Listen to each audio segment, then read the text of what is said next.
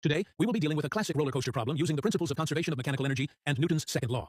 Our goal is to determine the minimum height h from which a cart must be released so that it can safely complete a vertical loop of radius r. Okay, let us first understand the physics behind this problem. As the cart starts from rest at the top of the ramp, it possesses only gravitational potential energy because it has height but no speed, since it starts from rest. As it moves downward, this potential energy gradually converts into kinetic energy. Now, when the cart starts climbing the loop, some of this kinetic energy is again converted back into gravitational potential energy. Therefore, the speed of the cart continuously changes as it moves along the track. The most critical point of the entire motion is the very top of the loop because gravity is constantly pulling the cart downward, making it the hardest point for the cart to stay on the track. If the cart has enough speed at this point, it will continue moving around the loop and safely complete the remaining part of the track. However, if its speed becomes even slightly too small, gravity will pull the cart away from the track, causing it to lose contact and fall instead of completing the loop. Therefore, the top of the loop represents the minimum speed condition, and if we can determine the minimum speed required at this point, we can also determine the minimum height from which the cart must be released.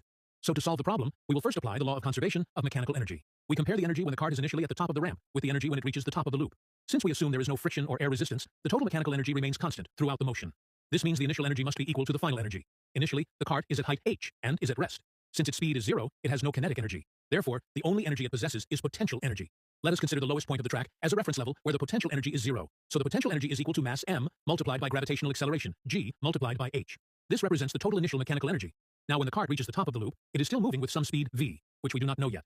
Therefore, it has kinetic energy, as well as potential energy. So, the total final energy equals the sum of both these energies. The kinetic energy will be equal to half m multiplied by the speed v squared. Since the radius of the loop is r, the total height of the top of the loop above the ground is twice the radius. So the potential energy at this point will be equal to mg times 2r. This is the total final energy of the cart at the top of the loop. Every term contains the mass of the cart, so m cancels from both sides of the equation. After simplifying, we get gh is equal to half v squared plus 2gr. Noise. At this stage, we still do not know the minimum speed v required at the top of the loop. To determine this, we will next apply Newton's second law of motion. Since the cart is moving in a circular path, it must have a centripetal acceleration directed toward the center of the loop. The value of this centripetal acceleration is equal to v squared by r. This centripetal acceleration is produced by the forces acting on the cart.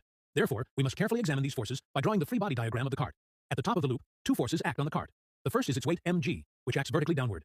The second is the normal force n exerted by the track, which also acts toward the center of the loop and is therefore downward at the top. Together, these forces provide the required centripetal force that keeps the cart moving in a circular path. So we get n plus mg equals mv squared by r. Now here comes the magic.